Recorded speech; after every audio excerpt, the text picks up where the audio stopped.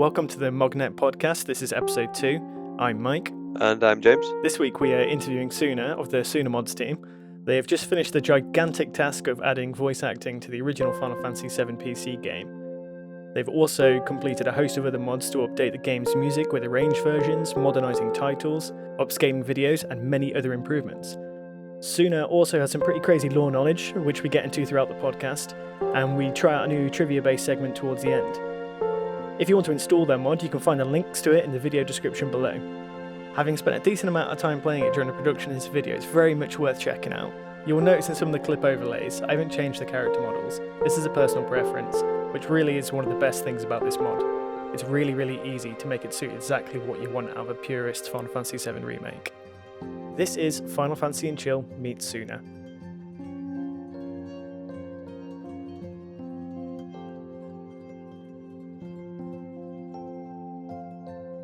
Welcome, Tsuna. The work of what you're doing on Twitch is modding Final Fantasy VII. Do you want to tell us a little bit more about what you do? Yeah, sure. So most of the time on stream, I'll be working on either coding the original Final Fantasy VII, trying to fix all of the bugs that were in the original one, because we all know how bad it actually was. Different translations and stuff like that. But the reason that I'm doing this is because we are voice acting the original game for PC. Any PC version should work totally fine. And it'll be a playable mod, so we're not talking like a YouTube video series of just dubbing over everything. It'll be actually playable with full voice acting, including all the NPCs and stuff. And it's been a hell of a journey where I've got to meet potentially thousands of new different people and work with them and just share my my ambitions and my goals with everybody else and create this mod as a community. You know, it's a really cool feat that I'm very proud of actually getting somewhere with, you know. That's a gigantic project to undertake as well, so full respect to you for doing it. You called it's the Echo S7 mod. Yes. Cool. It's named Echo S as well. A lot of people tend to ask me why it's named Echo S, and it's named after the item Echo Screen. And the purpose of an echo screen in typical Final Fantasy games is to cure silence. And that's kind of what we're doing by adding voice acting. Everybody else will experience it when it's ready, like shortly, but until you've really played the game with like the Echo S mod adding voices and potentially the Cosmo Memory mod that adds ambient sound effects, until you get used to using those mods, you kind of don't realize just how quiet FF7 actually is. So I feel like it's a very fitting name, and I'm kind of proud of how clever it is too. Yeah, that's awesome. I really like it.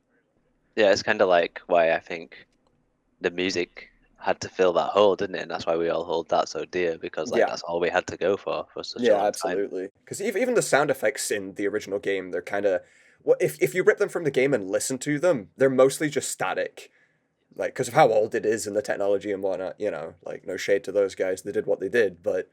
Yeah, it's the game would have been ridiculously quiet without the music, and that's why we attach to it so much. Absolutely. That's the whole reason we started our channel. Just because we've got that massive attachment to the music, and yeah, particularly Yomatsu's work. Yeah.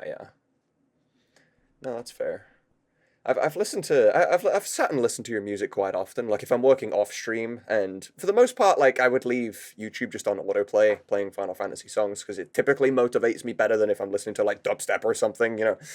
And it will just autoplay onto your channel, and I knew about you before you actually popped up and said hi to me, so I thought that was quite interesting. Well, that's cool. Yeah, the community's been awesome with jumping on this thing. That's been my favorite thing about it. And I saw that you stream alongside the official Crane quite a lot.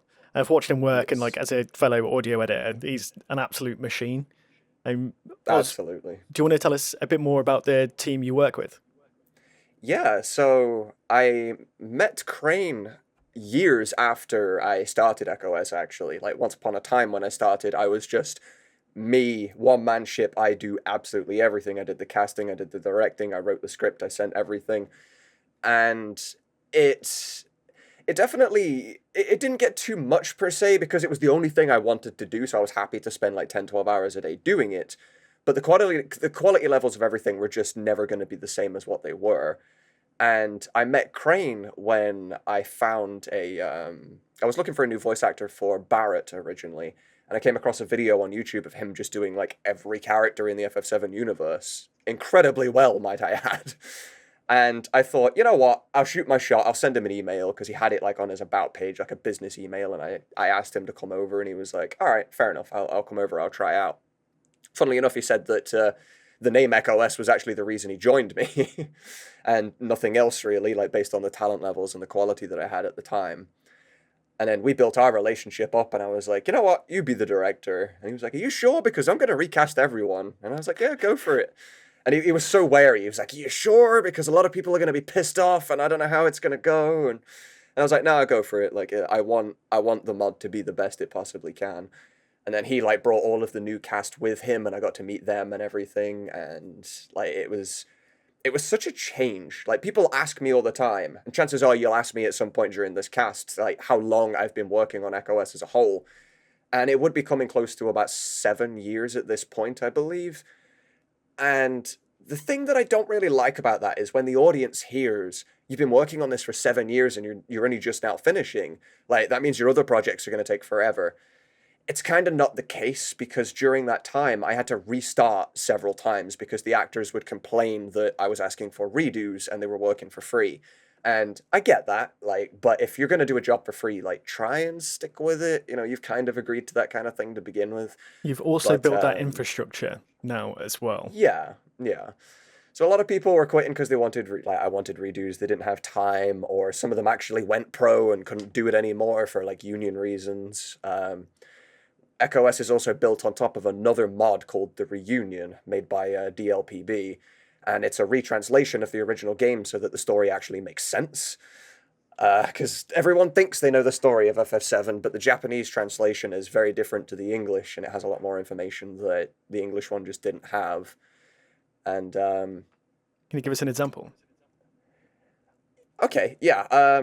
So a good example being that everybody thinks that the first time you see Sephiroth, outside of the flashback, the first time you see Sephiroth is in the cargo ship when you're going from Junon to Costa del Sol. And that isn't the case. You don't see Sephiroth there. You don't see him in the Nibelheim mansion. The first time you actually see Sephiroth is when you're in the North Cave and he reveals himself in the crystallized form.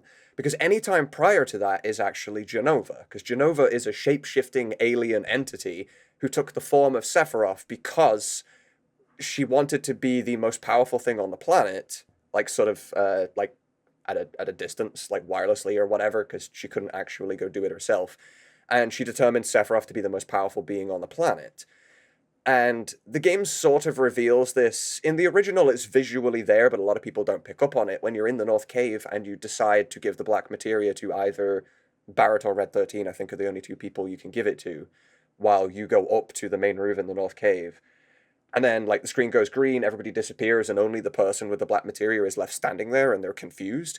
And then Tifa runs down from the top of the screen saying, we'll use Red 13 as the example here. She'll run down and say, like, hey, Red 13, like, Cloud's in trouble, we need your help, come on, let's go. He's confused, but he agrees, and then when he runs off screen, Tifa says, and don't forget the black materia, and then she shifts into Sephiroth. Because, again, that's Jenova taking the form of Tifa to trick Red 13 to take the black materia to Sephiroth, and then reveal her true identity. And you don't really focus on that too much. There's no big thing that happens. There's not even sound effects, there's no music, the whole screen is just silent. So you kind of forget about it after about 20 seconds, because more interesting stuff happens immediately after. And something we've actually done in EchoS will emphasize that a lot. And I would talk about it, but people might play it after this, and I don't want to ruin our little tricks that we've done. So I was just about to say, it's probably why a voice mod would lend quite well to something like this, because then there's only so much you can pick up off the textures. for sure. Cadences and tones, stuff is said in that give away certain things about a game and the story. Absolutely. So yeah, I feel like that's quite a big one. Another one, which is a much shorter example, is the voice in Cloud's head. There's been discussions for 20 plus years now of who the voice in Cloud's head is, and everyone thinks it's Zack, or it's Jenova, or it's Sephiroth. And the remake kind of portrayed this well in the fact that it's actually Cloud.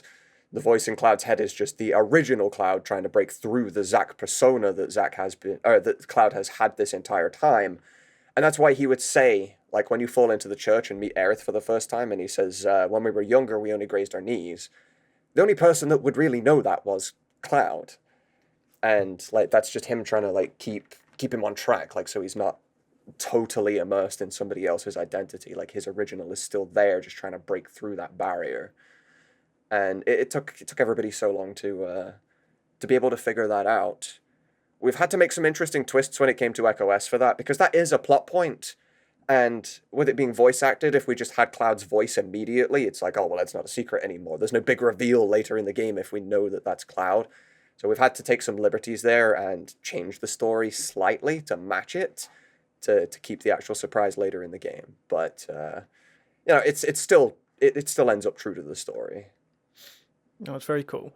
You know what you're saying? So I didn't know that about the whole Genova projection, being Genova projecting herself as Sephiroth. I never knew that. Something I missed out in the translation. Like the only thing I can see that, like, how does Genova escape from the tank in the Shinra building? Because I thought that was Sephiroth that broke her out of it. So that's what starts the whole cycle. Yeah. So I'm not fully certain on this, so don't take my words here as factual or anything, but I think either somebody in Shinra must have let her out, or she just broke out, because at that point, I think, while she was in the tank, she was still just Genova, original form. She didn't... Maybe the pod that she was in is like a magic barrier kind of thing, so she couldn't take the form of anybody else. But judging by the size of her and the power I can only assume she would have had no problem really busting out of the door, and then took the form of Genova of the form of Sephiroth when she got out. Because I think it's mentioned that everybody's like, these soldiers have been stabbed. To me, it could be one of two things. It could be Hojo, because he's there, or it could be part of the reunion. So Cloud, when he looks through the window into the tank, it's her cells trying to merge back with Genova again. Yeah. It can go so many different ways.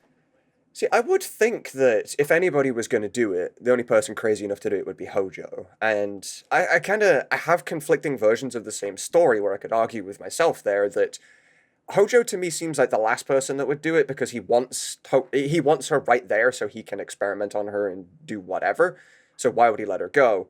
But at the same time, he also knows that the reunion was something he was interested in, because in the North Cave, he just said, like, I thought they were all going to meet at Midgar, but she actually left and went somewhere else, and I've been researching this, and I was waiting to see what happened. So actually letting her out and seeing what would happen is also something Hojo would do. So I don't know which of the two sides would be the better take, but there's a good argument for both sides, I guess. He's forever trying to surpass Gast. Yeah. And it's interesting, too, to think that Sephiroth didn't actually kill Aerith, like Genova did. Yeah, that's very true. So and Cloud's the president. Yeah, so sorry to interrupt you. So Cloud's whole revenge could be a bit misguided. It could be. It absolutely could be. Like, I can't imagine how Sephiroth feels, like, when he did get out of his crystal, and, I don't know, he's probably talking to somebody who, like, says, hey, while you've been gone, this happened, and you're getting the blame for all this stuff, and he's like, oh, great. I got this team of, like, basically god humans coming for me to end my life, and I didn't actually do any of the things that they're pissed at me for, you know?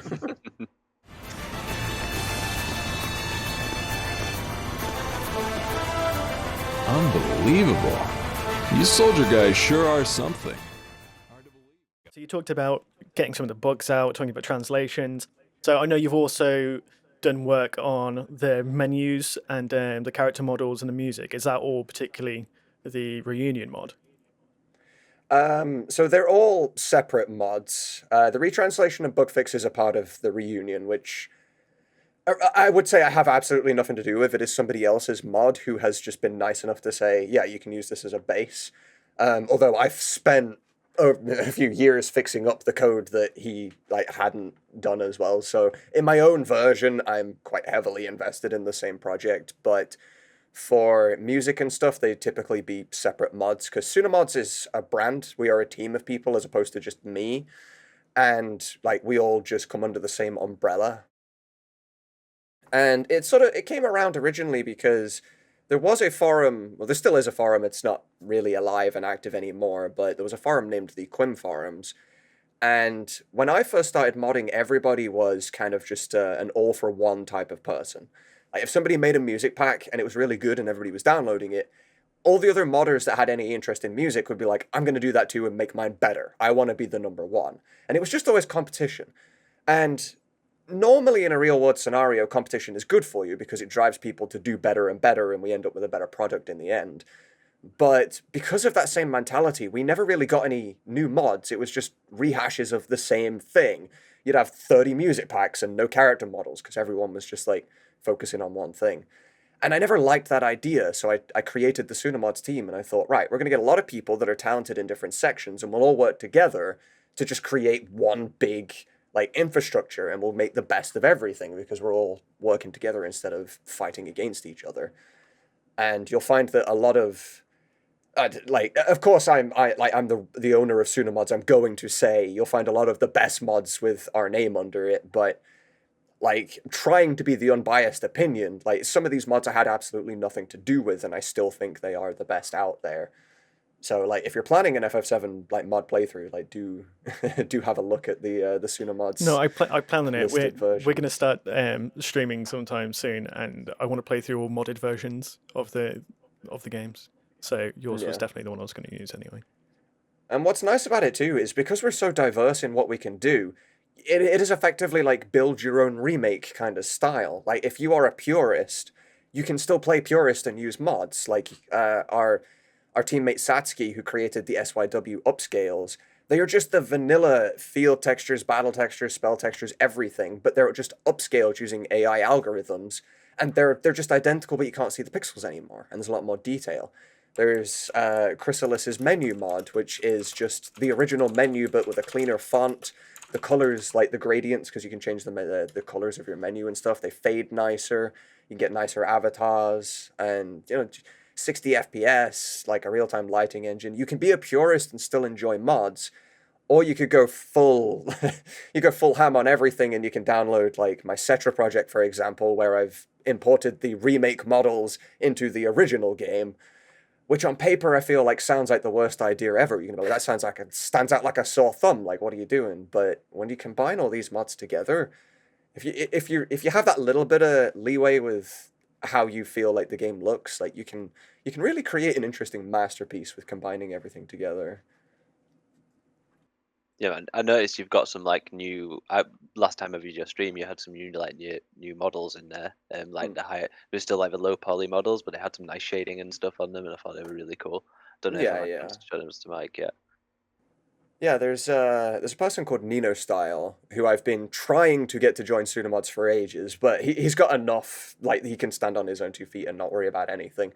And he just created like chibi style character models based off of the original art, and they are incredible. Like I think even a purist will be able to use those models and not be angry about it. They are so good. Yeah, the ones I've seen look really cool. And he's done everything too, like even every NPC in the whole game. Like you can play it with consistency, because I know that is a big factor when using it. Like plenty of people have got model mods, but they've only done like the main 8 characters, or just a couple of enemies here and there, and consistency just breaks, and it can ruin your immersion. Absolutely, everything has to be of equal quality. Yeah, I've been. Funny you should say that. Actually, I've been working on a few videos, and we've been struggling to find. Like, I built these loops of these pre-renders from 7, 8, 9 or whatever, and I'm like trying to fill them in like with characters and stuff now. And I'm like, you want. I'm like, I just want like the lady in the canteen or something from Balam Garden just in the background or something, or a random seed member. Not. Yeah. And only the ones I can find or ever look up that the people have made are all like obviously Squall, Sudan, all the the main boys. So that might be something that we have to look into as well. But yeah, like getting models out of 7 is not too difficult at all. No, but I think like 8 and 9, I don't think anybody's ever done it. I think actually one person in history was able to replace a 3D model in FF8, and then they posted a video on the Quim forum being like, "Hey everyone, look what I did," and then nobody ever seen him again. It's like, yeah, thanks for that. It's sort of like the FF9 Memoria project. We've been looking at that quite a bit. I really want to speak to those guys, because that just looked beautiful. Like the videos they did of that looked amazing. Yeah, that does look awesome. Yeah. I don't know what they're going to be able to Yeah, do. exactly. Like I want it to succeed because like FF9 is my favorite game of all time, and I want it to be amazing. Like I want them to just put everything in Unreal Engine 5 and just make me a full game, you know. But I don't know how far Square Enix will actually allow them to go. Like they seem pretty chill. Like they've been chill with me for years now. I've spoke to them and they're okay with us. Like hell, they were in a stream like 2 weeks ago watching one of my voice actors, and then they jumped to another stream of somebody playing our Echo S mod, and they're just like, "Oh, hey guys," you know. That's awesome. And that makes me pretty nervous, but they're totally okay with everything we're doing. And like even like FF15, you see there are like FF7 remake models as mods in FF15, and they support mods for FF15. There's plenty of FF7 remake mods. Like they seem to be okay with people doing stuff to their games, but I don't know how close to the gray area Memoria is. I don't know if they're able to contact Square, but I hope they can get the okay and then make some really cool stuff. Well, I feel like they've got enough traction on YouTube that if Square Enix was against it, they would have shut it down by now. Probably, yeah. I think Square's only, at least that I'm aware of in my space, but Square has only took down one person. I don't remember their name, but they created a mod many years back called Timekeeper or Time Guardian, and then I took a lot of inspiration from that mod. They took down that mod because it was an ISO mod, so it was a PS1 disc rip, so you could use it on emulators. And they took that down effectively because to play that mod, they were giving out the entire game, so people could just get it for free. So understandably so, they got took down for it. You know, I'm glad you made it back safely. What's with you all of a sudden? That job was nothing. On the subject of Final Fantasy IX, you mentioned that's your favourite game of all time. That's James's favourite game of all time as well. And it's like 7 and 9 are kind of... It's so close between those two for me. I love them so much. Why is 9 your favourite? It's a bit of a difficult question, actually, because I do feel like typically with people's favourite Final Fantasy, 9 times out of 10 it's just the first one they played, which, it could be a bias or whatever. And 9 was actually the third one that I played, so I like to think that that isn't just my nostalgia coming into play. It's just, 9's my favorite because it was the first I played, because I know that is not the case. But the setting of Final Fantasy IX, like the universe that it's in, like the fact it has, like, it's not just a universe full of human beings. Like there's all these different animals and humanoids and stuff that roam the planet, and I think that would be really cool in real life. If it actually just happened tomorrow, I'd probably regret it and think, why did I want this? But the idea of it, at least, is really cool. The music is just stunning. I absolutely love FF9 music. I think mainly because it does play to my Irish roots a little bit. It has like a little bit of Celtic sound to it. I love the characters so much. I think it was a very bad decision, but influenced as a child when I played FF9, I wanted to base my personality around Zidane. Didn't really go well, and I don't recommend anybody ever do that, but I took a lot of life lessons from it, just in the fact that, like, typically Final Fantasy is, we are a group of people who are going to band together and do awesome and save the world, but with, like, FF9 obviously does have that, but all of them individually have their own character traits that make them nice people as well. Like, you can't really take that from Cloud, for example. If anybody looks at Cloud and thinks, I want to be just like Cloud, that's a boring guy right there, at least in my opinion, and until he, actually fixes later on. But, at least like Zidane is super fun. If you wanted to take after Vivi for some reason, you're just going to be curious and ask loads of questions and want to experience a lot of things. Even Garnet, like, break out of your little bubble that you're supposed to be in. Like, I feel like Garnet's story is a lot more powerful than it's sort of proposed to be, because her story is not just about, like, damsel in distress or whatever that a lot of people, I think, see it as. It's, I was born into a job that I was expected to do, and I said, don't want to do that, I'm out, And that takes a lot of courage to do. Like, I went through something similar. Like, I'd say a lot of people our generation, our dads or mums, fathers, mothers, whatever, probably had their careers. In my example, that my dad had a CCTV company that he had in London, and he grew it to whatever, and he raised me to be like, whenever you come of age, I'm going to give you the company, you're going to take over. And I was like, no, I kind of want to just build my own life, build my own career. And I did that, and here I am instead. And, you know, I tie that to sort of a similar thing with Garnet, you know, like just not doing what life has supposedly written out for you. And just so many different reasons to love FF9, you know? Yeah, I think that's the best bit about it. Really, is the fact that all the characters have their own little space to breathe, and like there's always a little there's one character in that game that someone will have some kind of relation to or can make some Absolutely. comparison to, other than maybe Amaran.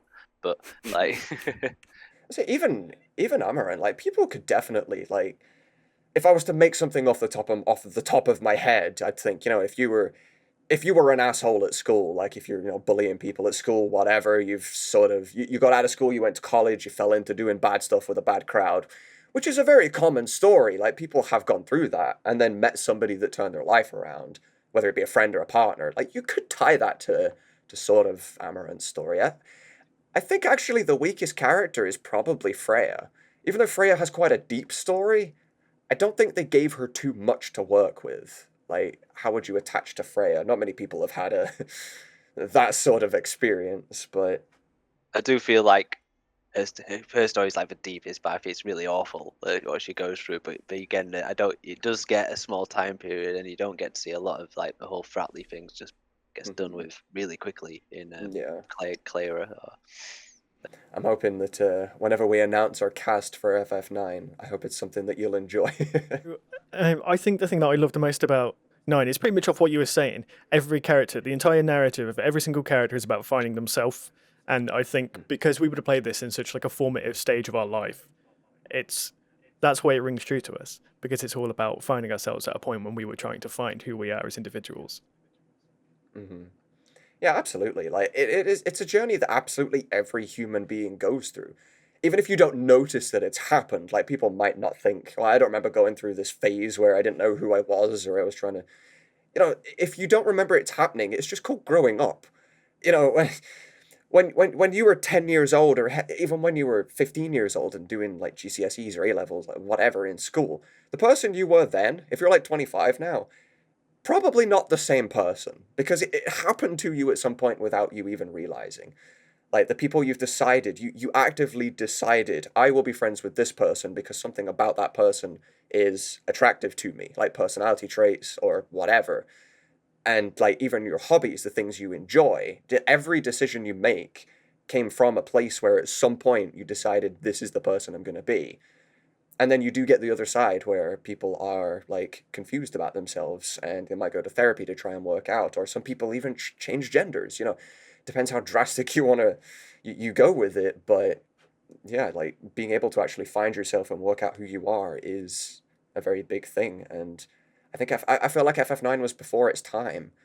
I don't know if that game is different to play as a 20-year-old as it would have been to play as a 9-year-old and the effect that it would have on you, but for me personally, I feel like playing that game as a child actually affected how I grew up. And the fact I was what I consider to be a nice kid growing up, and I put my head down, I got good grades, I was nice to everyone. I had no enemies. Like you can't ask for more than that, really, you know. I feel like it had an impact on that. I was saying I went back to play FF9 in the first lockdown, and went through it all and just had it's been a weird time. And I played through the entire game and had like loads of profound realizations about the first time I played it, stuff I'd not realized about the game. So like I was so good. That's almost what made me realize this is my favorite game, because that the whole nostalgia of me being 12 again and that, putting myself back in that moment, but then also being in my 30s and realizing stuff about myself via this game in my 30s, yo, this has got legs. So I did get to sort of experience something like that, sort of like secondhand through my voice actor for Vincent in Echo S7. His name is Farron, and when I met him as a streamer on Twitch, he played FF9 for the first time ever, and I'll try and word this without spoilers for anyone that's listening or watching that hasn't played FF9, but Zidane has a time where he realizes something, a connection that he has with somebody else. And Farron, who was playing FF9 on Twitch for the first time ever, I think he was like 26 at the time or something, and it actually pretty much tied exactly to his real life, to the point where he turned off his mic, he turned off his camera, and he went away for a couple of minutes to just gather himself, and then came back. His voice was broke. He was like, I don't know if I can keep playing this. Like, it's really hitting me. Like, I can feel exactly this, because he went through a very similar thing with somebody in his life. I was just like, well, damn. That's powerful, man. It really is. We had a kind of similar experience with one of our friends who we got to play 7 through for the first time. So seeing that very, very famous moment in FF7, seeing him see it for the first time, because he'd never had a single bit of spoiler. He'd never been spoiled on that ever. And getting to that point and just watching him absolutely break live on camera was a thing of beauty. Yeah, he's a little younger than us as well, so I don't think that's why he missed out on it. Basically, it kind of flew out of his radar. Yeah, and I was oh, like, that's rare these days. Finding people that don't know that one thing, like that's a gem. What class were you? Class? In soldier.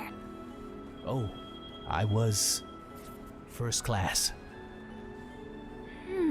The same. As who? The first guy I ever liked. Were you together? It wasn't like that. How did you I just thought he first get into coding? So I'll start with a little bit of a preface that FF7 coding is very, like, individual. I cannot take the knowledge that I know from FF7 coding and apply it to literally anything else. It is very unique and specific to FF7. They made their own kind of language for it, basically. Or at least in the tool that I used. I call it pseudocode. I don't know if that's actually what its terminology is, but, you know, it's just its own thing. So it's not like I couldn't walk in with prior knowledge. Like, I don't know Java, C# or any of that. But I originally started doing this stuff, funnily enough, through just sheer boredom. Back in the time where I was running everything, and I was, you know, as I explained earlier, I cast all the actors, I wrote the script, I sent out, I edited the line, etc. During that time, there were my actors that kept quitting and stuff. They were a lot slower at handing in lines than our current actors are, because they're a lot more used to being voice actors, and, you know, they're just more experienced. But the ones I had at the time were very, very slow, and I would potentially have weeks at a time where I was just waiting and had nothing to do to be able to progress EchoS. And that was a concern of mine, just because, like, the audience that I had was thinking, you know, this mod's gonna take 7 years, ironically, to get anywhere, because, like, there's no progress being made. I couldn't put up YouTube videos or anything, and people would ask me all the time, like, is this project dead? Like, what's going on? So I would spend that time learning new tricks, like importing 3D models, working with textures, doing sound effects, and doing the coding and stuff. And the coding isn't too bad. If anybody ever decided to try and make your own FF7, whether it be a story mod or just add, like, little fixes or something, that might sound like something that you have absolutely no hope of doing because you've never coded anything before. But trust me, it's pretty easy. Everything is written in very plain English. And it's like dragging nodes around. Like, line 1 will say, create a window, which is a text box. The line under it will say, display dialogue in said window, and you'll just choose a text. You'll get a line that will say, move character to position XYZ, and that's how to move a character. And, you know, they're really, really easy to understand. So if you've ever wanted to make your own version of, like, a Final Fantasy VII mod, like give it a go. It's really not that difficult. I'll just play yours. Oh, you could just play mine. Yeah. But, like, I love doing the music remixes and stuff like that. But as you said, there's a million people who've done a million different versions. So I know my style is very particular. Like, I kind of float between a couple of different genres and think I meld it quite well. I'm happy with doing my sort of, like, my YouTube stuff with James, and yeah, just doing that for the time being. I don't really want to get into the whole coding sort of side of it. It's another, like, I feel like if I'm learning to edit videos, I'm still doing all sound design and things like that. I'm doing with the freelance work outside. I'm quite happy to focus on that and support projects like your own, and see if there is something I can help with. Awesome, I'll definitely always be up for helping. There would be actually. It's a big job though, in the fact that there's a feature that's been added with the FFNX driver. For anybody unaware of what that is, a game can't run without the backend, the driver that actually sends instructions to the game to do things, or sends instructions to your graphics card to tell it what to display on your screen. That is the driver. And the Tsunamods team has created our own called FFNX, which allows us to just add new features like a real-time lighting engine or full analog controls and plenty of other different things, even the voice acting. But another feature it has is something called music syncing. And nobody's actually took advantage of this just because of how long it would theoretically take. But say, for example, if you are in the Maka reactor, and the remake does this as well, the theme for the Maka reactor will be playing while you're running around on the field screen. And then you'll get into an encounter, and typically the battle song would start playing. It would just cut one song and start another.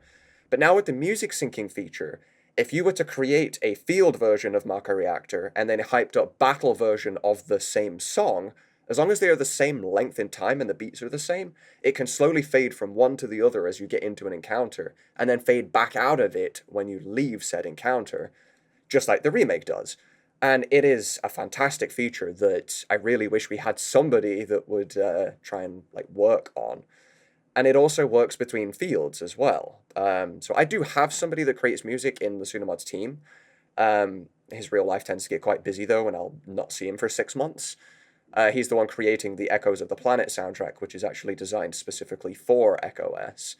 And we have a different version of the Gold Saucer theme for every different square that you will go to. So if you're in the Chocobo Square, it will sound more Chocobo-y and just a bit more fun. If you go to the Battle Square, it's more like tension. If you go to the Speed Square, it just sounds like it's faster and has more beats to it. Loads of different versions, and they can all just sync together really nicely. There's no solid cut as you go from one to the other. And it makes everything just nice and seamless, and you don't feel like there's been a drastic change of what you've just experienced, No, we'll definitely have a chat about it as well. I think. Yeah, I think you'd be unrivaled if you decided to do that. Granted, it means making a lot of the songs 2, maybe 3 times. It's a long job, but you'd be unrivaled. I do that anyway. Literally, I've made several versions of each track. You're up bright and early. You said it's going to be dangerous. I can't take you. Finished? You have to go through the Sector 6 slums up ahead to reach Tifa's 7th heaven. I'll show you the way. Come on, let's go. I'm very surprised by, my own community. I feel like a lot of people take pride in the way their community is, and somehow, trolls just don't seem to exist around us. I don't know if it's a typical thing, people would say that, the more you hang around with someone, the more your personality might absorb a bit of their personality. And people say to me, your community's so nice because they're sort of just taking after you or whatever. And sure, but that might be a thing. I don't see it being that way, but I think it's just Final Fantasy, Anybody raised with Final Fantasy typically tends to be a nice person. As long as you don't jump into the shipping world. Avoid that. You'll make enemies there, but just fans of the game, they seem to be such the nicest people ever. I never have to ban anyone in Twitch or Discord or anything. It's crazy. I think it's a little bit of column A, a little bit of column B. We've had some really nice interactions with people. Literally, why we wanted to start doing this podcast series, so we can start speaking to you guys, because it's been such a nice experience connecting with so many different people who are passionate about the game. I think it's a lot of people who grew up playing FFs and JRPGs and stuff are probably kept it a bit more inside than we're younger now. We're all at an age, as you said. No, I actually want to make a mod for FF7. I actually want to make some music. It's with the fear of that, being cool, I guess. But it is cool now, and that's the problem. Everything that wasn't cool when I was a child is now dead cool. And I feel it's probably the same thing as we were saying earlier, when you play FF9 and every character has a story that you can attach to, and you play that as a kid and you take after them a little bit and you want to become like them because they became nice people. And then it's the same with just about any FF game, really. I really feel like it has shaped a generation of children into better human beings. And I hope Square knows that, because I really do believe that is the case. And that's something for them to be proud of, if hoping that they do know that that's a thing. And I definitely take pride myself in, I've had a lot of people, a surprising amount of people. I always thought, if I create a voice mod for FF7, it's just going to be cool. That's it. It's just cool. People will enjoy it. I've had an astonishing amount of people that have messaged me thanking me for doing this, just because either they can't read, they might have literacy problems and they've never been able to play the game before. I've actually had blind people message me and say, this mod is amazing, it'll allow me to play the game. I met one guy in particular who had impaired vision, and he was able to complete the game, but he asked me to create a special mod for him where anytime you got near to like the edge of the walk mesh, like the place that Cloud is allowed to stand, if there could be a sound effect that would beep, kind of like when you're reversing a modern car and it goes beep, beep, beep, beep, beep, beep as you get closer to the thing you're about to crash into. And he wanted me to like make a version of that for him so he could truly experience FF7 properly. Unfortunately, that isn't something that I think I can do, but it's genuinely insane how many people have said to me, I'm only able to play FF7 because of what you're doing. And that was never a thought that crossed my mind when I wanted to start this project. I kind of wish it was. It would make me look like a much nicer person, but but no, it's such a cool feeling that people will experience the game for the first time because of something that me and the team do. No, it's a positive. It's a positive yeah, I can't speak anymore. It's a happy accident. Yeah, We've had it with a few sure. comments on ours of different people who have just been really appreciative with it, being like, I'm like going through major life events and saying like, it's helped them chill out and things like that, or helping people sleep. Like it's such a simple thing, but helping someone sleep from someone who's had insomnia for most of their life, that's a really nice thing to hear. So it's like it's humbling. Whether you started these for selfish reasons or not, the fact that it's helping someone as a byproduct of the work you've done is something that still shouldn't be understated, and you should take that with both hands and be appreciative of it. It's good. It's a great thing. Yeah, absolutely. And I think too sorry. No, I would say my favorite comments are just the ones that the people seem to like to play our music to their dogs, and I'm just like, well, we're making that. If that's all Fair we're doing, enough. that's amazing. Like, That's cool. Yeah, I've actually had a few comments from people as well, like people that have grew up with Final Fantasy and they've got kids that might be 10 years old now, and they try and get their kids to play these games, and they're like, no, these games look terrible, and I have to read everything, and I don't want to play that. And like they typically tell me like the mods and stuff that you create are allowing us to allow our children to experience the game because they're a lot more impatient now than we were with video games because they have so much better. I think that's really cool too. Like to think that that there's a universe somewhere where an entire generation, like the generation after us, an entire generation of kids are going to be raised because they played OS and they all became nice people. There's an alternate universe somewhere where that happens, and that's like what? that might be this timeline. Who knows? Yeah, you never know yet. Are you all right? Can you hear me? Yeah, Back then, you got away with it. Only grazed your knees. back then, What about this time? Can you get up? back then, this time. Worry about your body for now. Let's give it a shot. Oh, you're moving. How do you feel? Ooh, that's a relief. Slowly now, little by little. What's your thoughts on FF7 Remake? I actually really enjoy FF7 Remake. I do understand the reasons that people might dislike it, and with like story changes and whatever. I will attempt to avoid spoilers again for people that have not played the game. We'll speak in code, I guess. But yeah, there's a lot of people that are annoyed about story changes and where it's going to go. And now in particular, that the reason that the story might change has sort of come away from being there anymore. And they'd be concerned about the next games, like what is going to keep everything on track if the one thing that was supposed to do it is no longer there. But for me, at least, I feel like my opinion is going to differ from most people because I work in the modding scene with the original FF7 and I'm kind of creating the remake I always wanted anyway. I'm not too worried about how the real remake turns out. And in fact, I push to enjoy more changes because if they change the game more, then it's kind of like we have two Final Fantasy VIIs. And at the same time, you get the experience of I'm playing Final Fantasy VII for the first time ever for the second time, which is a sentence that makes no sense and shouldn't be possible unless you have memory problems or something. But I actually encourage it. I want that. I want to experience an entirely new game, knowing that I can go back to what I'm doing and I'm creating the remake I always wanted anyway. Absolutely. But I feel like that's a very unique sentiment to me because I'm the one doing it. Not everybody will share that same ideology. I think I feel very similar about the game to you, but for different reasons. Like I just loved walking around Midgar looking absolutely beautiful, looking so incredibly immersive. That first moment you go free with Tifa and FF7 in Sector 7, and you're just like, it's just beautiful. It just looked absolutely amazing. Like, regardless of anything that happens with the plot later, I still really enjoyed it for what it was. It's something that I waited for whenever that E3 demo was. What was it, like 2015? 2015, No? yeah. Yeah. 2013, 2015, No, somewhere I around mean there anyway. the E3 one that they did as a PlayStation Oh, 3 the tech tech demo. demo. Yeah, they did in like 2004, 2005, maybe before.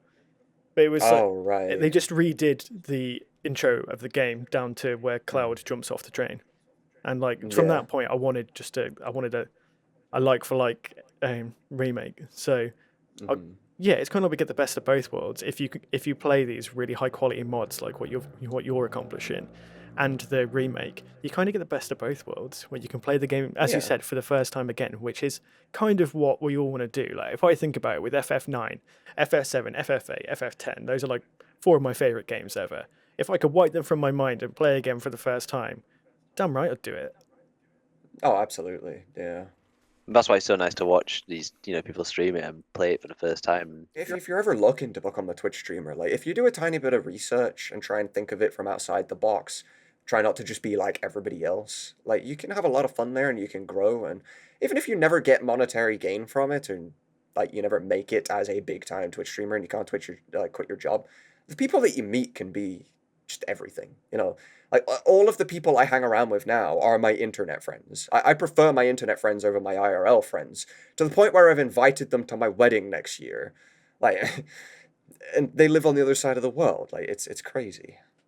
It's so strange. Like, I've asked somebody in a different country to be my best man at my wedding rather than people I hang around in real life. They're a little sad about it, but like, yeah, it's because you suck. That's the thing, though. But we live in a generation that we have this now, where, like, I mean, it's something that weren't there 10, 15 years ago. I mean, we were all just, I remember MySpace and AIM and stuff were like the first things, you know what I mean? And then you're like, I've got an internet friend, and your parents like, what is that? But now it's like, you know just how many people that I know that have got married to people they met online? It's insane. Me in the future. And they do live together now. Yeah, I met my partner online. So I totally understand. Yeah, I did too, actually.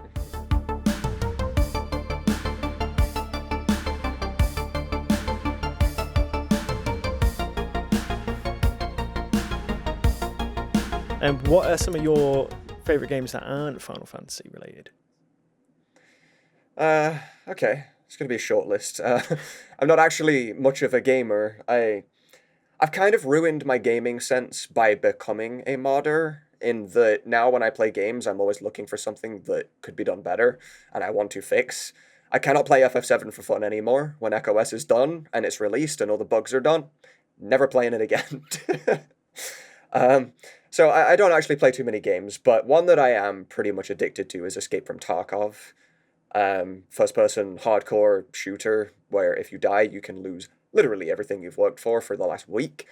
I don't know why I do this to myself, but I absolutely love this game, despite the sheer amount of bugs it has. Call me, BSG. I can probably help. But yeah, I do play that quite consistently. But I did for a long time, like, I enjoyed playing, like, the old Need for Speed games, like Need for Speed Underground 2. One of the best Need for Speed Underground games, just period Need for Speed games ever, and there are mods for it, by the way. If you haven't played Need for Speed Underground 2 with mods, look into it. It is a hell of an experience that you'll go through. I haven't played that since PS2, so... Yeah, I was the same for a long time, but yeah, like, definitely worth going back to. Another game that I was playing for a long time was Warframe. Kind of like a space game thing. I don't really know how to explain it very well, but it was the sort of game that I had to actually quit, because I would wake up, I would turn on the computer and play Warframe. I'd log in to do, like, just collect my daily stuff and have a look around, see what was going on. And what felt like 10 minutes later, it was 5 a.m., the sun had come up, and I didn't eat that day.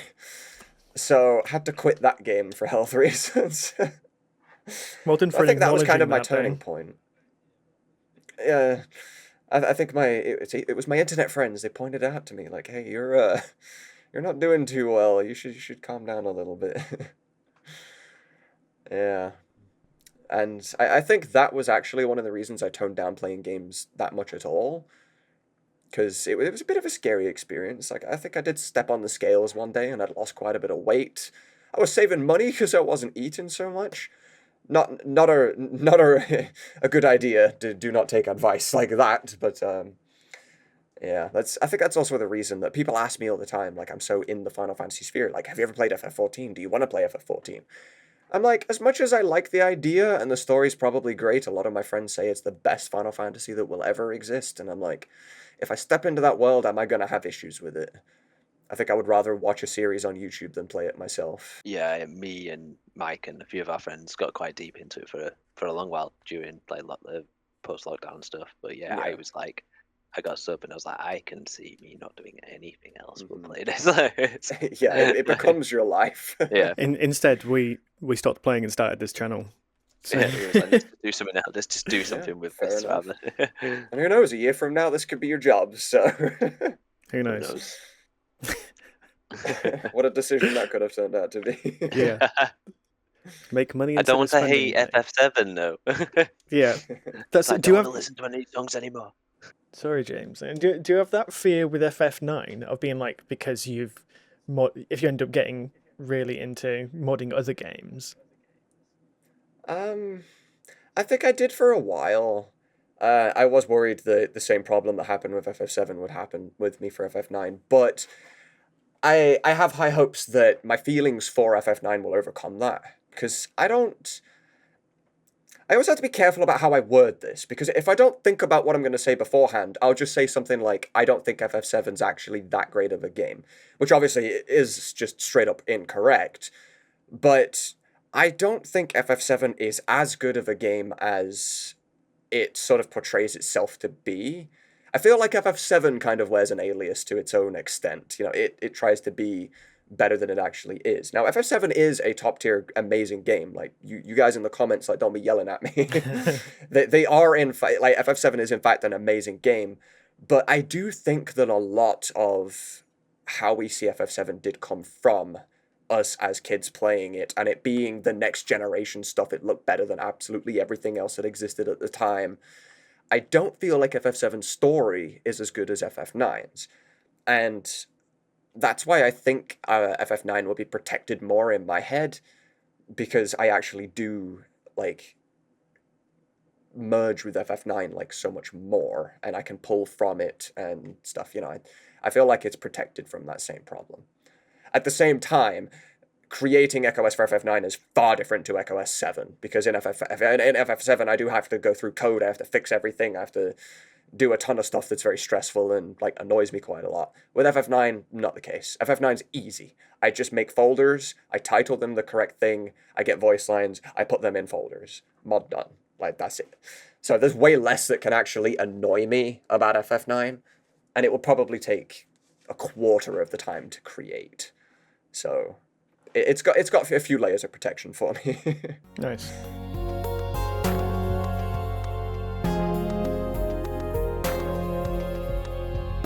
Yeah, well, I just like to ask any FF fan, and they either get really jarred by it and don't want to answer it, or they have a really like quick answer. So like, you can pick 3 people from. I think I might have asked this in your stream before actually.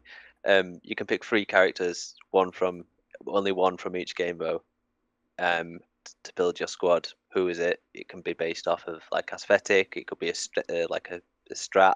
Right, Like you could okay. balanced, unbalanced. It doesn't matter. It's just personal Okay. preference. So are we talking in terms of just fighting power, or do I get along with Whatever these you people want. and have to deal with them kind of thing, you know? Well, that's up to you. It's just like, who is your squad? There's no Okay, criteria. Let's say it's just like that, which makes it almost a little bit more difficult, I think. All right. So I'll for the sake of content, I'm going to try and think outside the box a little bit and try and give an answer a bit different to probably everybody else has given. But I think my first pick would be Beatrix from FF9. For quite a few different reasons. Obviously, she's overpowered. She's incredible, but her story arc is absolutely great. I know she will stay loyal to me to a fault. Like, she'll stand by me and protect me until the day I die. I actually think Beatrix is my favorite female character in the entire Final Fantasy franchise, even though she's not got too much of a story, but I feel like the tiny bit that she does have is very powerful, and I really like that. my second person, I would probably be... I like the idea of Red 13. I don't fully really know why. I feel like Red 13 probably very knowledgeable, could teach me a lot of things, is good in a fight as well. He's a dog. Looks You cool. know? Yeah, he's super cool. I mean, I'm a smoker myself, and his tail's always on fire, so who needs a lighter, you know? Plenty of interesting reasons to keep Red around, but like I feel like I would ask Red questions all the time. He would be the guy I would sit to, that wise old guy that you meet at a bar that's drunk, and you're like, and he's like, you know, when I was your age, I used to, you know, Red 13's got all those stories, right? Even though he's technically younger than we are, but he will have been told stories from other people and whatnot. So I would go Red 13, and I feel like he would get along with Beatrix very well. So that's going to be a nice additional side point there. And then I would probably go Riku from FF10. Mainly because she's going to be the comedic relief in the group. She's going to be the one always cracking jokes, keeping the mood up. Because I feel like if something really bad happened, Beatrix and Red would probably be absorbed into that, and they'd be downers. Riku ain't going to do that. She's going to be very hyper-energetic and be like, hey, come on, guys, it's not the end of the world. Let's go catch a chocobo. Let's go play Blitzball or something, you know. I don't know. I just really like Riku as a character for some reason. I don't know if it's just because she's bubbly or if she reminds me of someone that I've met in life at some point or something, but I don't know. Riku always feels like the person that shouldn't be in the group of FF10, because everybody else is like seasoned vet warriors at the point that they've met Riku. They're like, oh, we're going to save the world, we're going to defeat sin, we're going to do all this dangerous stuff. Riku's just like, yeah, I exist too. Hi. Yeah, she's along for the ride. Yeah. I love it. And I like that. Those are really, really nice reasons as well to have Red and Riku. Beatrice, a little bit different. Coming at you hard and fast. Fry. Chill out! Right, so I'm going to try something a bit different with this. So I'm going to ask you both some questions as a trivia section. So it's going to be, I ask you both one question each, and we'll go like that to see who wins. Whoever's got the most points at the end wins, and there's a tiebreaker if it's deadlocked. Do we have Are like you a up for it? buzzer? No. So I ask Tsuna one question, I ask you a question, James. Oh, fair. Okay, yeah. Right. Right, so Tsuna, in which game did the reoccurring character names Biggs and Wedge first show up? Oh dear. So I haven't actually played anything below 7, but I'm pretty sure they appear below 7. I'm gonna say 4. It's a wild guess. It's wrong, I'm afraid. It's Final Fantasy VI. You have there are two characters at the very start of the game, who are Gestalt soldiers who are basically imprisoned the main character Terra, and they're looking after her. Okay. 6 is really, really worth a play. It's such an immersive game. heard. At some point, that would be a good one for you to do a first time stream of. To be fair, I'd love to watch you play it. It's so good. It could be. We want to voice all the other ones eventually too. Now they have like re-releases on PC, like the remasters, probably voiceable. So I do keep meaning to play through 6. I mean, maybe we'll do it on stream. Maybe I'll do it as well. Because I keep hearing a lot about it. So same. Right, so James, first question to you. In which game did it start with the main character and his 3 friends running from an emperor when they destroyed their hometown? Can you say that again? In which game... Yeah, sure. In which game did it start with the main character and his 3 friends running from an emperor, which he destroyed their hometown? I'm going to guess it's an early pre-7 again. So I'm going to say like maybe 4. Incorrect as well. It's number 2. It starts off with the emperor chasing the 4 main characters Fair. out of there. So it's deadlocked after 1 each. So Tsuna, who is the final boss of Final Fantasy I? They're not all old ones, so don't worry. I'll front load This it. will be an entirely educated guess on just knowing the franchise. Now, if I'm not mistaken, FF1, like, characters were just kind of Black Mage, White Mage, Knight. I don't know if they actually had names. I don't know if the final boss would be the same. But I know that FF9 is a love letter to all the prior FFs, so I'm gonna say Garland. So it's Chaos, but so Chaos inhabits Garland. So Chaos Okay. inhabits Garland, and yeah, he kind of uses Garland as his puppet, sort of like Saruman and Sauron Okay. in Lord of the Hey, Rings. not a bad educated guess. Yeah, that's Yeah. not bad at all. I could have come up with Chaos too if I'd have thought hard enough about it. Right, so James, question 2. What is the name of Vivi's adopted father figure? Oh, he's a Quan, isn't he? Is Correct. it Q? Q, is it just Quan? It's Quan. Literally said it. Quan. Yeah, yeah. Nice one. Yes. This is a Q. I would have This been is the wrong way I would have around. been really up there if I wouldn't have got that. That's kind of why I I was saw waiting it to in. see if you'd say Quail instead of Quan, just to Yeah. see, and then he'd be like, oh, Well, no. when I was doing the questions, that's what I did. I was like, oh, it's Quail. Wait, no, that's Quinn like father figure. Mm-hmm. Right, Tsuna, question 3. What is the name of the woman who birthed Sephiroth? That is Lucrezia. Correct.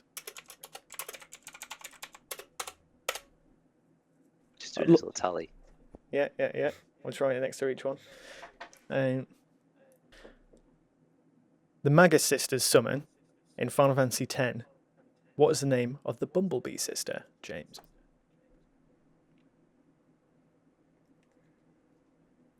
Mindy? Correct. I got it wrong every single time. That would have been a total guess from me. I was like Mindy or Cindy, I can't remember. Yeah, I thought it was Cindy. Cindy's the rounder one. Yes, that's it. I don't know what the other one's called, I can't tell you. Sandy. That's a unique question. I don't think I've ever heard anybody ever ask that. I've tried to go a bit outside of the box and not go for sort of like general, really simple trivia. I'm not sure if I'm going too hard with it. We'll see. Right. Tsuna, question 4. Final Fantasy VIII. Which character has the mini Mog card? This is total out the box. This. Okay. I don't even know what to answer here. I actually don't like FF8 that much. Played it once as a kid. It's a divisive title, to be fair. Some people like it, some people don't. I loved it. Yeah. I'm going to assume it's like an NPC of some kind. I'm just gonna say like the Queen of Cards. So it's a nice educated guess. It's just some random like unnamed little boy wearing a blue shirt at the start. Right. Okay. Comes around the garden. I know He exactly who you're talking about. Blue shirt kid. Yeah, God. Like so. Added context for that. Like James's nephew literally just when he plays FF8, he just plays Triple Triad. He doesn't get out of the garden at the start of the game. He literally just plays it Right. over and over again. Plays the That's games fair. and It's a like good game. I was talking to him about trivia questions. He was like, "You should ask this one. No one will get it." It's like, is that a good thing? We'll find out. I actually think Triple Triad is better than Final Fantasy VIII. I do like the game. Triple Triad is pretty fun. It's just it's the card collecting aspect, I think, that he especially likes it. But yeah, I get it. I really get it. Yeah. So my idea with James's side of it is I just really want to catch him out with a Final Fantasy IX question. So in Final Fantasy, question 4 to you, James. In Final Fantasy IX, what do you trade with the aging adventurer to obtain Excalibur 1? Oh no. What do you trade with him? It's nothing to do with the Stalazios as much as I want, as my brain's going that way. Doja's artifacts, just something from the courtyard. Incorrect. Ah, you bastard. Tsuna, do you have an idea? I don't. So you That weren't makes me feel a little bit better. you weren't far off with the Doga's artifact, because that was from the auction house in Trino, but it's the magic finger. So you have to essentially go through a bunch of different things. You have to buy a specific different load of items, and then it will let you buy the magic finger and take it to the adventurer. I don't know why that's a piece of information that's retained in my brain. Get Excalibur 2 in that game.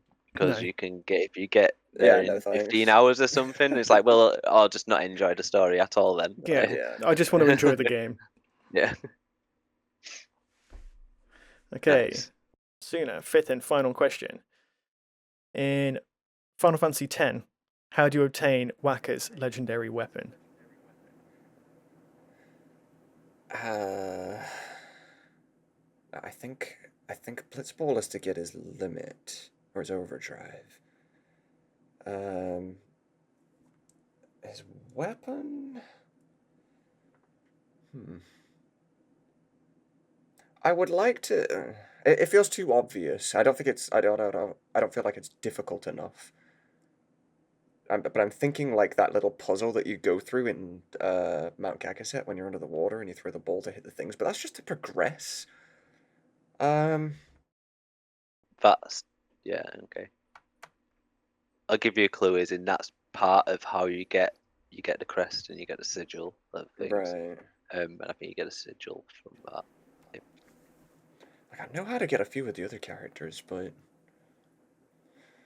for the sake of not sitting here all day, I'm just going to use that as my answer, and I'll be wrong. Well, you were actually kind of right at first. It's Blitzball. So you play Blitzball, get all of his status reels, the attack reels, all that different stuff, and then it lets you do another tournament to get the world champion from Blitzball. Right. Okay. I thought Blitzball was too obvious because I'm pretty sure his best overdrive comes from that too. They're like, we've spent time making this side game. You're gonna play it as much as you possibly can. Fair enough. Do like a bit of Blitzball. I'm really surprised that they never actually made just a little side game. Its like, own game. Its own game out of that. They really should have. A bit of scope. I would have. Yeah, I know. FIFA move over. Yeah, That's what I was gonna say. James, fifth and final question. Who was the original holder of the Buster Sword? I would say Zach. Fair? No? Incorrect. Tsuna? It's Angeal. Angie, yeah. Correct. Chances are someone had it before him too, but we just don't know about that bit. Canonically.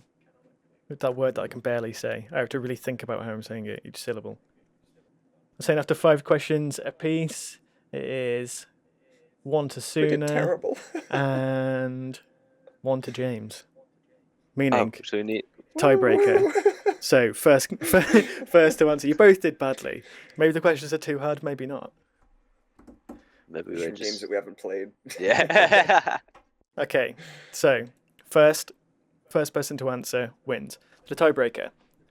Which Final Fantasy title pre-sold 1 million copies in a record-breaking 17 days?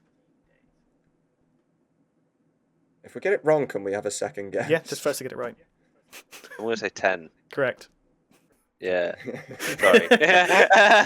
So that was the whole thing of 9. 9 undersold quite a bit because they had 9 and 10 so close to each other. So essentially all the sales sort of went over to 10.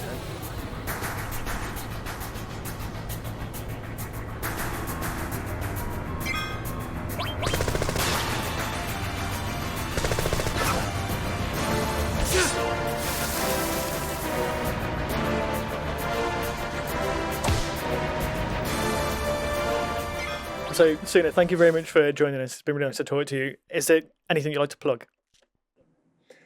I mean, if you feel like coming over and watching me on Twitch, it's not even really for the content. I don't think what I do is particularly interesting as a viewer, but what I do isn't very fun, and I would love to have more people to talk to. Come over and keep me company, get to know me a little bit, I get to know you a little bit, whatever. We're also stupidly close to partner on Twitch right now, so literally every person helps. So even if you have no intent of ever watching or whatever, you know, if I'm ever live and you feel like just having me open on a tab and just mute it or whatever, you know, just, you know, nudge, nudge, you know. It's like getting a promotion at work if I get partner on Twitch, so, you know, just so you understand that. But if you search the word Tsunamods on Google, you'll find just about everything about me, and we mod Final Fantasy games. We actually just crossed over into the King of Fighters 15 universe, which was not expecting to be doing, but that has... It's growing quite significantly, so you like King of Fighters, we're doing an English dub for that too. And we do have more games that we're going to be announcing in the future as well, that are other JRPGs that we're doing too. So yeah, by all means, like, come over and say hi if you enjoyed the cast and whatnot. And yeah, hopefully I get to meet some of you. Awesome. I can attest it is fun. I know you said it's not fun, but it definitely is a fun time, and I've been this call. It's not fun for me. Yeah, Coding and stuff, he's having a you know. terrible time. Everybody else having a great time watching him stress out. It's great. Why are you working? One thing we can do, if you don't mind, to end off the podcast, is a lot of people that are probably watching are very knowledgeable about FF7, and I have something that I could probably teach everybody that they didn't know about FF7 before today. Please go ahead. If you haven't read or listened to the audiobook versions of the On the Way to a Smile stuff, which seems to be 90 to 95% of the FF7 fanbase, a particular fact that happens in there is that if you remember at the very end of Final Fantasy VII and at the very start of the Advent Children movie, we get to see Red 13 running up like a canyon, and he goes over and he overlooks a overgrown Midgar. But everybody's always wondering, for A, who are the three kids? And if they are, like, in fact, Red's kids, like, who's the mother? But also, why is it going to Midgar? And I have the answer to both of these things. Red 13's children are born of a lady named Danae, who can be found in Before Crisis. Just research that. There's a lot of backstory to do with that. But Red 13 is actually heading for Midgar because he met Vincent up at one point after he had a little adventure that I won't spoil. You should go listen to the audiobooks for On the Way to a Smile. They're incredible. But he met Vincent, and he was explaining to Vincent that he was kind of sad that his lifespan is so much longer than all of his human being friends, and the only person that he won't outlive is Vincent. And he asked Vincent if, now that the world is at peace and everything's done and everybody's kind of gone their separate ways, because we see them meet up again in Advent Children, which suggests they don't all just hang around and live together, they all have their own lives. He asked Vincent if he could hang around with Vincent for a while, and Vincent in fact said no, because he finds Red 13 annoying. But Red did manage to talk him into meeting at Midgar once a year, just so they could sit and talk about whatever had happened that year, and Red could get out his loneliness, and try and tie him over for the next year. And that is in fact why he's heading to Midgar. That's a really sweet reason as well. He feels Red's lonely, essentially. Yeah. Oh, bless him. That is canon story. That is true. So hopefully that's something you didn't know before you watched / listened to this, wherever you may be. Awesome. Well, I didn't know about, so that was great. I've still got a bunch of different stuff saved in my watch later that you recommended me.